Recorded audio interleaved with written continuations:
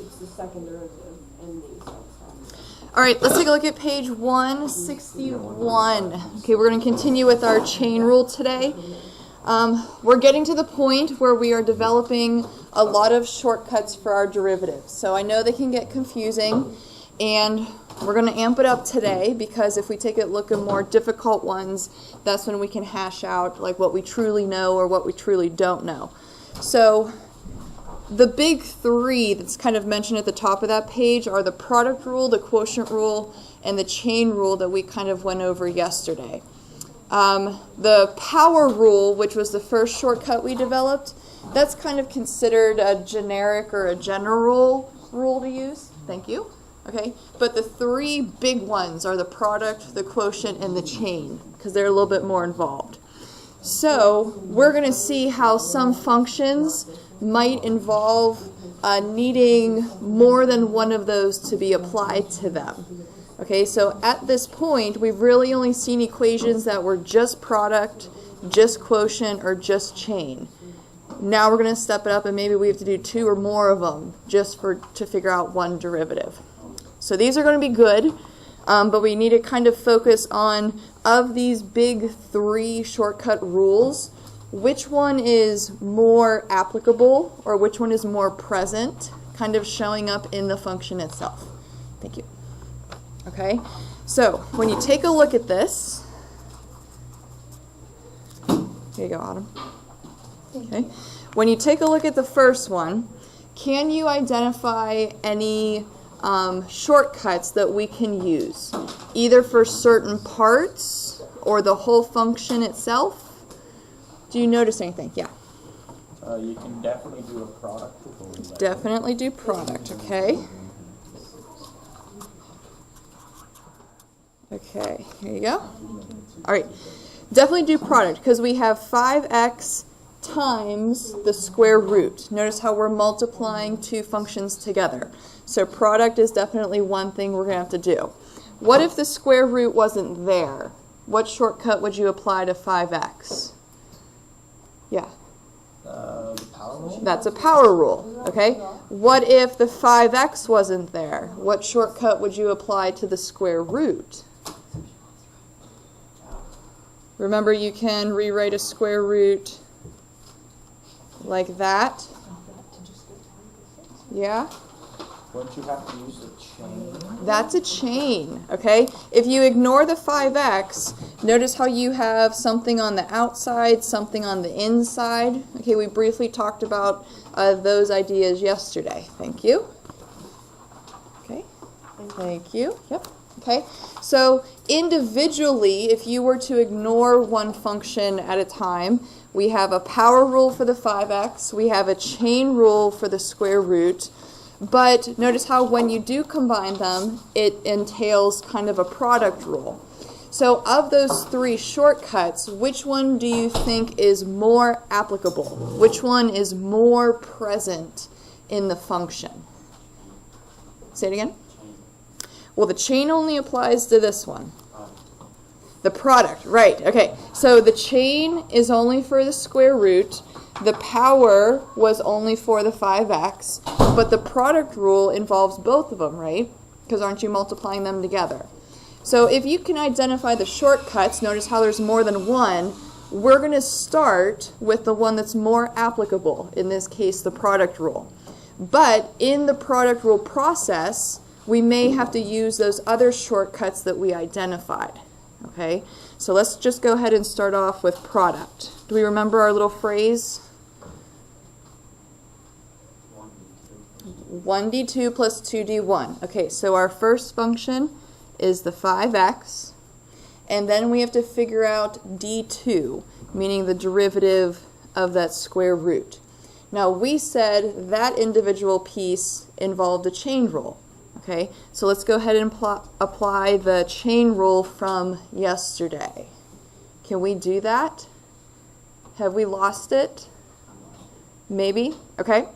So chain rule is used for outside and inside pieces. I want you to think about onions or gobstoppers. We're going to peel those outer layers away, meaning taking the derivative one layer at a time. So when you just take a look at the square root piece, okay, ignore the 5x. Notice how the outer layer is the 1/2, and it's a power. So we're going to bring that 1/2 down according to our power rule, and the new power would be -1/2. Now when you peel away that outer layer, you're still left with everything else that was still on the inside. So now that we took the derivative of that outer layer, okay, that power of 1/2, we now have to figure out the derivative of the inside stuff, kind of what's left over. What's the derivative of x plus 3? Just 1. So you can write it if you want to, but multiplying by 1 doesn't really change anything. Okay?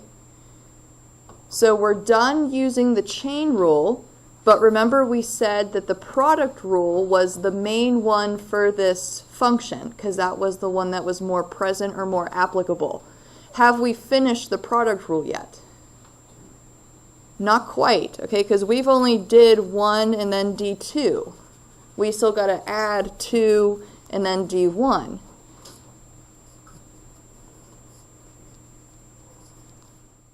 What's the derivative of our first function? 5, right. Okay. So notice how product was the overall present shortcut, but in that process we had to utilize other shortcuts, like the chain rule and then the power rule. Okay. Let's go ahead and try to clean it up. So if you take a look at this first term, okay, 1d2, everything's being multiplied together. We could take a 5x times 1/2 times 1. Okay, we could write that as 5x over 2. And then we have a quantity to the negative power, which means we could move that to the denominator so that the power would then change to positive.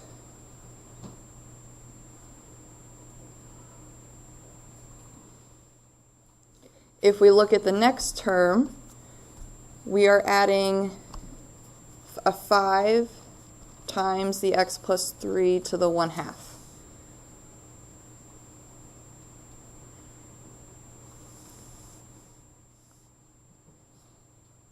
And maybe if you want to convert those 1/2 powers back to roots, okay, square roots, you could do that.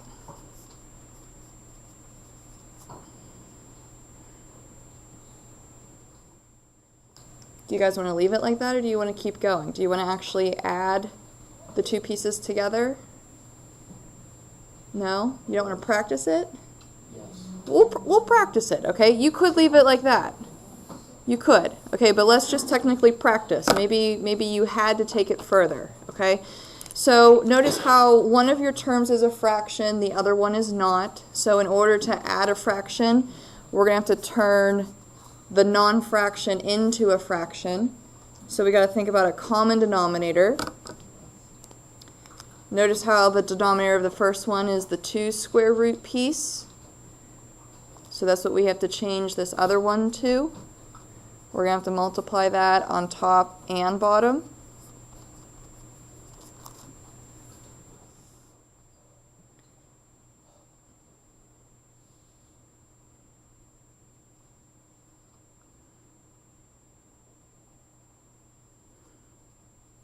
All right, so we now know that we're going to have a common denominator after we go ahead and multiply the 1 times that 2 square root piece.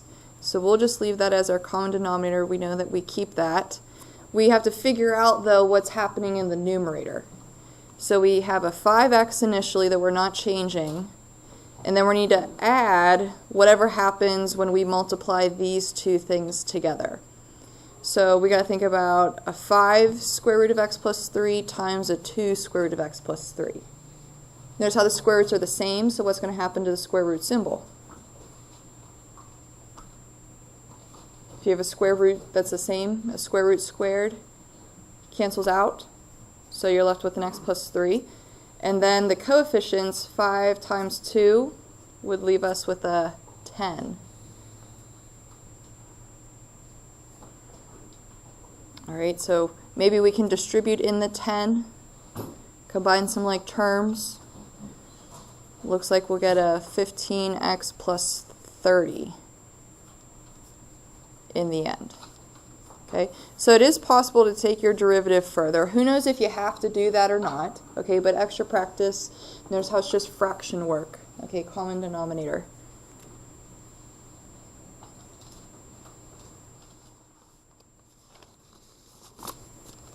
How was our first kind of amped up one?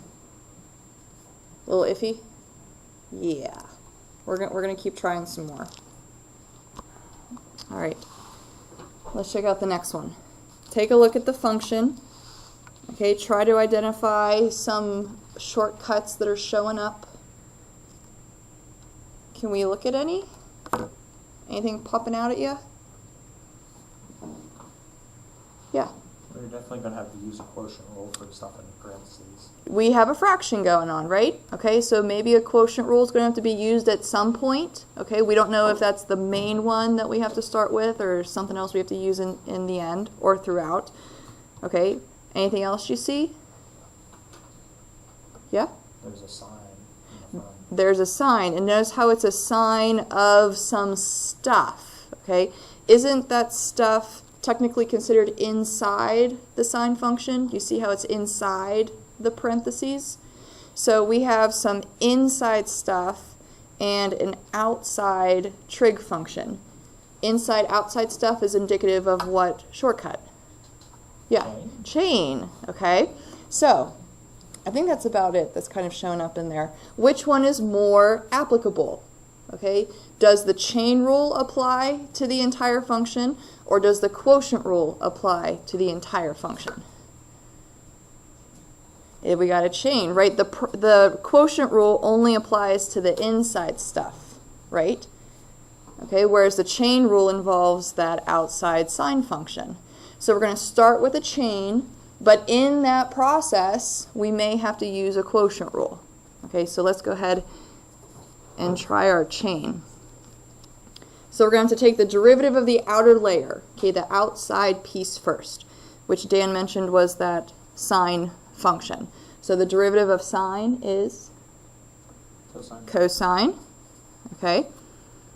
We got to keep all of the inside stuff the same. We're just peeling back a layer at a time. Okay, so now that you peeled back that sine function, okay, you took the derivative of it, how do you want to find the derivative of what's left? The 2x plus 1 over x minus 3. That's the quotient part, okay? So let's go ahead and apply our quotient rule. Remember our little phrase?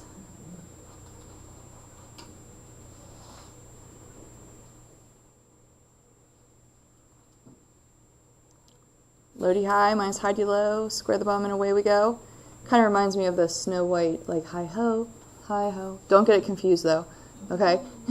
Not to confuse you anymore, right? Let's do low and then D high, which is 2, minus high. D low would just be 1. Square the bottom, and away we go.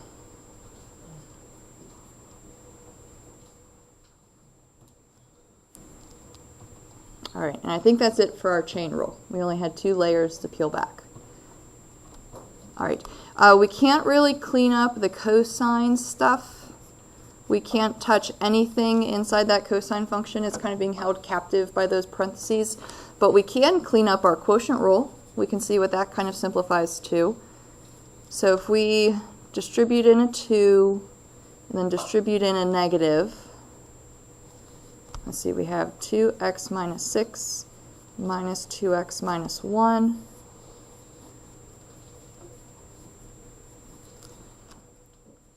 And combining some like terms, looks like the 2x's are going to cancel.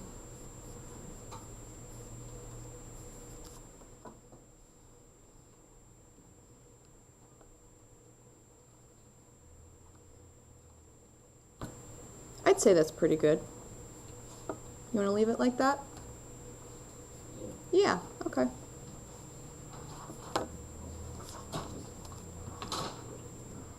All right. Let's try the next one. Hopefully we start to get in the habit, anytime we see a root, we'll convert it to an exponent. Okay, so take a look at that equation. You got to think about some shortcuts for derivatives and which one is more present, which one affects the entire equation. Quotient, the entire equation is a fraction. Okay, so we're going to start and end with the quotient rule. But what are some other ones we may have to use in the process? We have a chain. Do you see the inside-outside going on in the numerator? Right? We have an outside power and an inside quantity. Okay? So the overall function is a fraction, so we're going to use quotient rule initially. But anticipate chain at some point. Let's give it a shot. Okay? So quotient rule. We need low and then d high, the derivative of the top. We said we'd have to use the quotient rule there. Or it's not the quotient rule, the chain rule. Okay, so let's go ahead and apply the chain rule to find the derivative of the top. What's your outer piece? The first layer derivative you're going to peel back?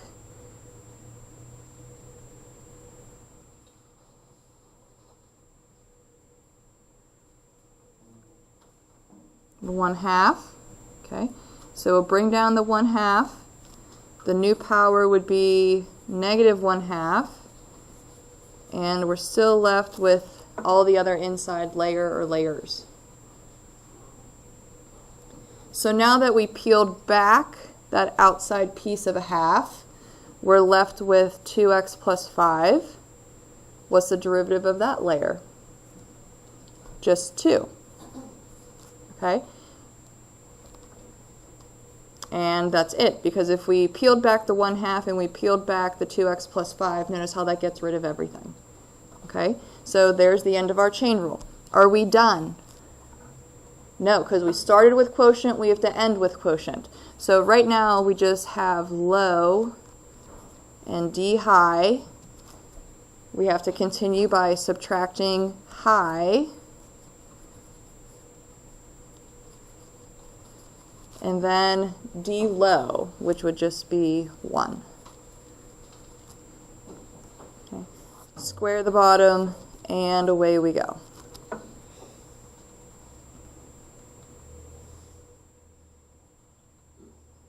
All right. Let's try to clean it up. So we have a 1/2 times a 2, which is just going to cancel each other out. And then we have an x minus 3 times another quantity to the negative power. So this negative quantity can move to a denominator to become a positive power, whereas the x minus 3, which has a positive power, can stay up top. We then have to subtract just the 2x plus 5 to the 1/2 power, and all of that is over x minus 3 squared.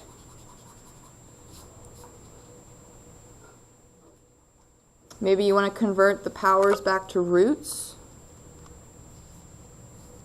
So this would be the square root of 2x plus 5 minus the square root of 2x plus 5 all over x minus 3 squared.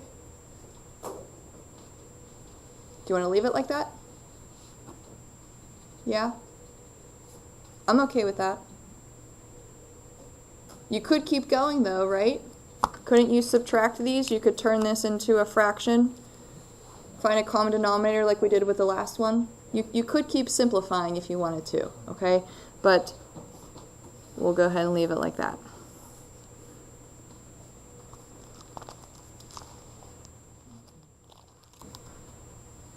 Do you guys want to try more of these? I know that's it from the notes, but do you want to try some of the homework ones just to let them sink in? Is that okay?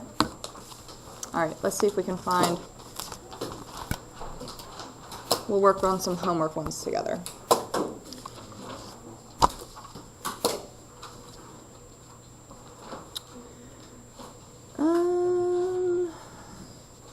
You just want to go through them all?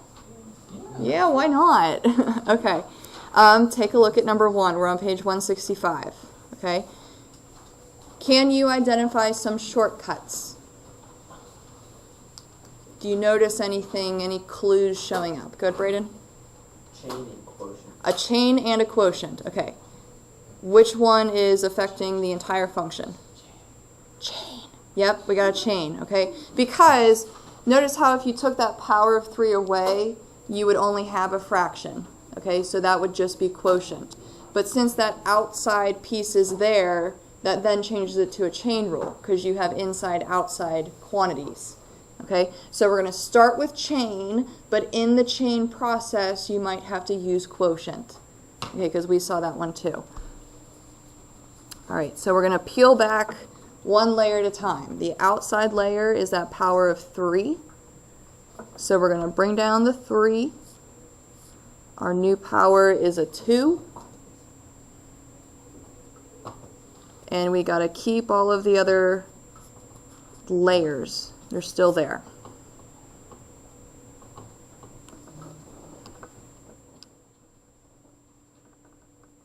All right, so you peeled back the power of 3.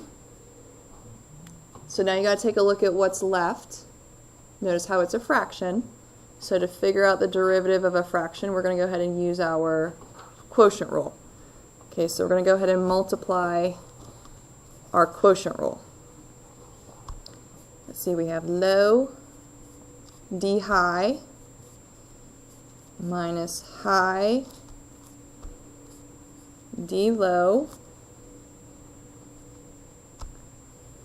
square the bottom, and away we go.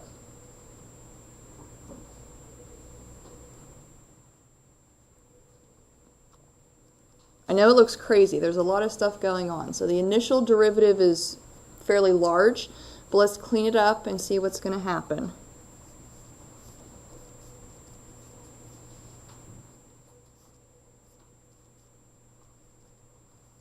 All right, so simplifying our quotient rule.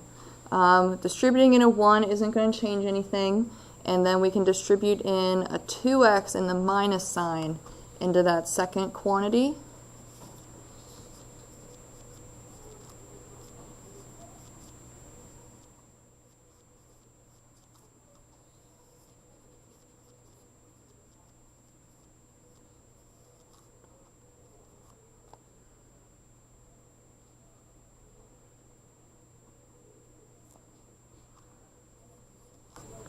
Let's see.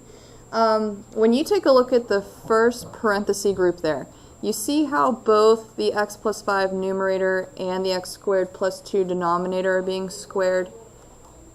Okay, we can rewrite that if you want to as each individual numerator and denominator section being squared. And then we would be multiplying, let's see, if we put the top in standard form, just reordering things, and we'd have the bottom as well.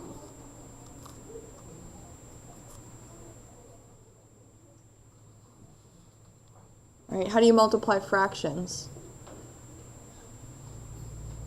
Yeah, did I miss something? Why did you get the 2x cubed? Because it's only x. Oh, I'm sorry, that should be squared, right? Yep. Alright, so that's going to change this, right? So we'd have a negative x squared minus 10x plus 2. Is that better? Yes. Okay, my bad.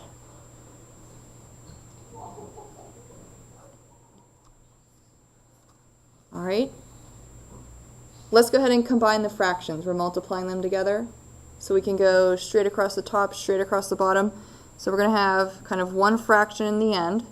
This 3 coefficient out front, you can turn it into a fraction as well, just putting it over 1. So multiplying all the numerators together,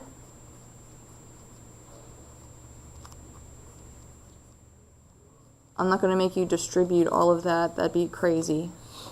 Okay, and then multiplying the denominators together, do you notice how the denominators are the same? Right? Aren't they both x squared plus 2 squared? So we can simply rewrite that as x squared plus 2 to the fourth.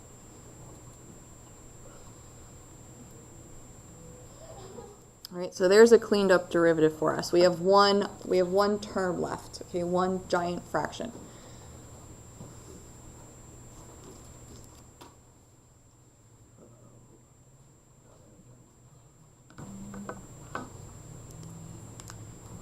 Alrighty. Let's try 2. Okay, let's go ahead and convert the root to a power.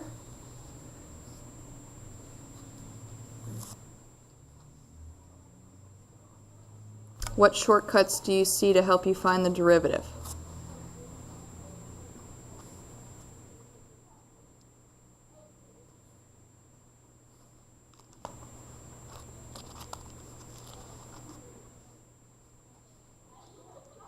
Anything popping out? We definitely got a chain. Okay, we have an outside piece and an inside piece. Okay, that's probably the main one because that's technically the entire equation itself. Anything else popping out?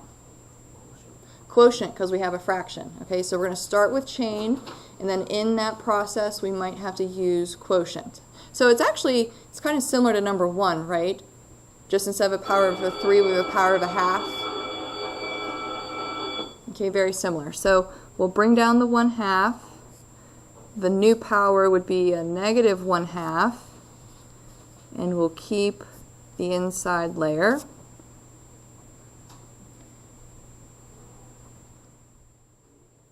So now that you peeled back that power of a half, you have to think about how you're going to find the derivative of the rest of that stuff that was in the inside, and we mentioned how a quotient rule would work there. So let's go ahead and multiply our quotient rule. We have low d high minus high d low, square the bottom, and away we go.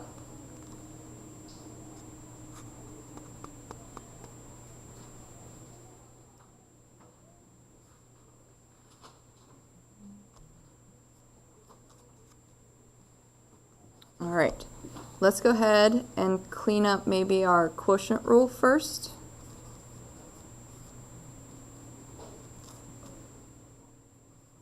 We can distribute in a 2 and then distribute in a negative sign. So we'd have 2x minus 4 minus 2x minus 3. The 2x's are going to cancel and we'll be left with a negative 7.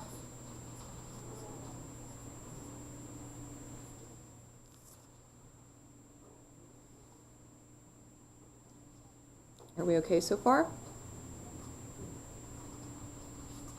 Okay, we can keep cleaning it up though because we have a negative power. So instead of having a negative power, we can make a negative power positive by moving it to the bottom of a denominator, or essentially kind of switching the location of the base. So instead of having a 2x plus 3 over an x minus 2, if you switch those, okay, the whole reciprocate idea, that would make the power positive.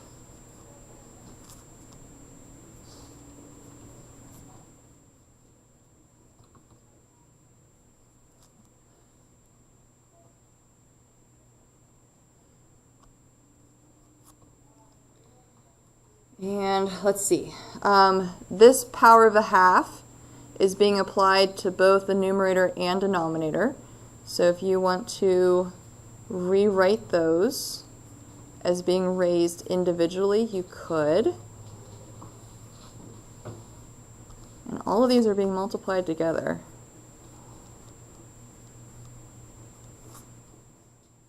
All right, so let's see what we're left with here. If we were to multiply the tops, all those would be together. If we were to multiply the bottoms, all those would be together. So this is essentially one big fraction, if you wanted to make it like that. We can simplify one other thing though. Do you notice how we have an x minus 2 up top and an x minus 2 on the bottom? The bases are the same. What do you do to the powers?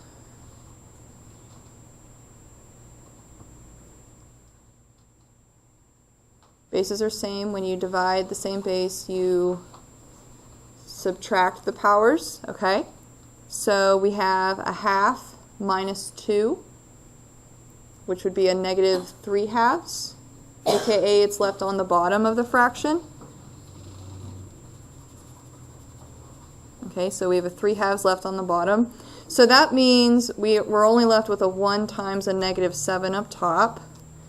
And then we have the 2 and the 2x plus 3 to the 1/2 left down below. Oops, sorry guys.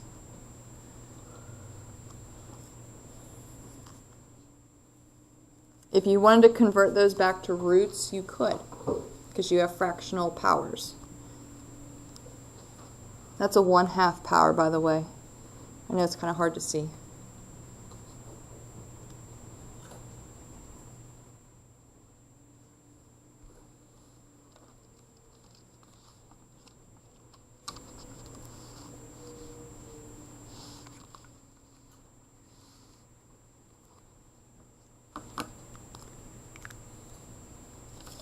Do you guys want to try the next one? Can you rewrite it as a root? Or, I'm sorry, as a power? Maybe that'll help you out.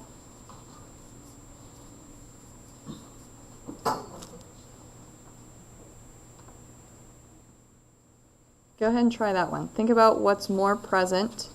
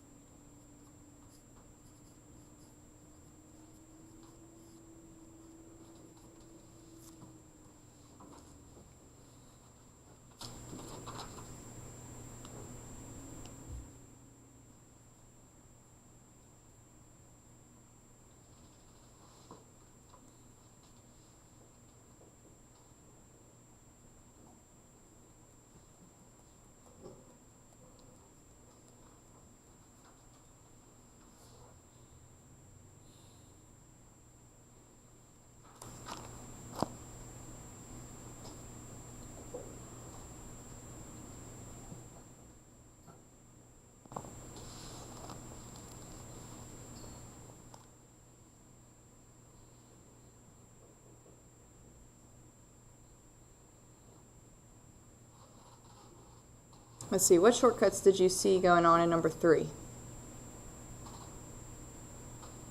Either the main one you got to use or another one that's kind of showing up.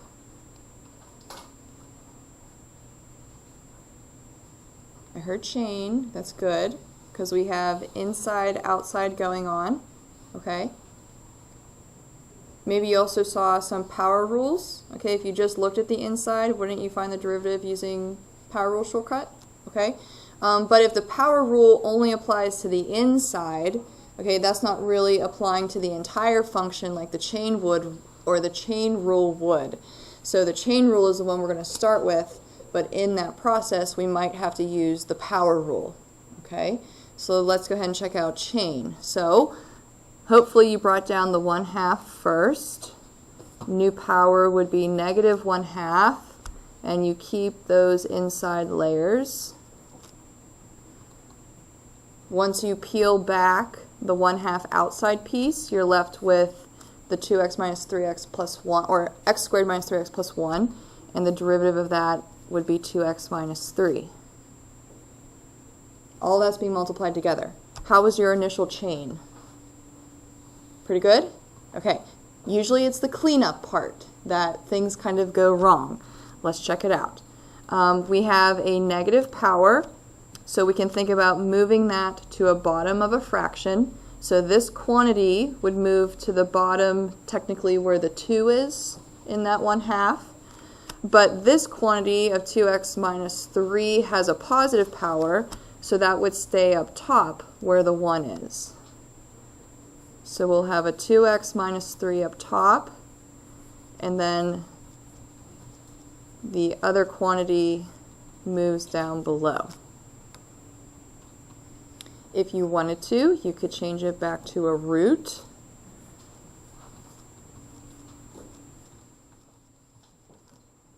And I'd say you're good to go there. How'd you do? The initial derivative, I think we're good. Cleaning up is where it gets tricky. Okay, but that's algebra work. Okay, you got to get used to fraction work, simplifying things. Okay? Let's see. I think you guys can do number 4. It's very similar to number 3, okay, in setup with the way it looks. So you can try that. The bell's going to ring a little bit though, so you may not be able to finish it. We're going to keep doing some more of these, okay, kind of the difficult ones throughout this unit. We're going to start to get really good at identifying which rule applies to the entire function, but we may have to use other shortcuts in the process. I know on the board it said that there was supposed to be a quiz today, but clearly we're taking our time with this, which is perfectly all right. I think the quiz, though, is going to be moved to Tuesday. Okay, so we're going to wrap up this section on the chain rule on Monday. I'll give you your partners, and then partner quiz Tuesday. Okay?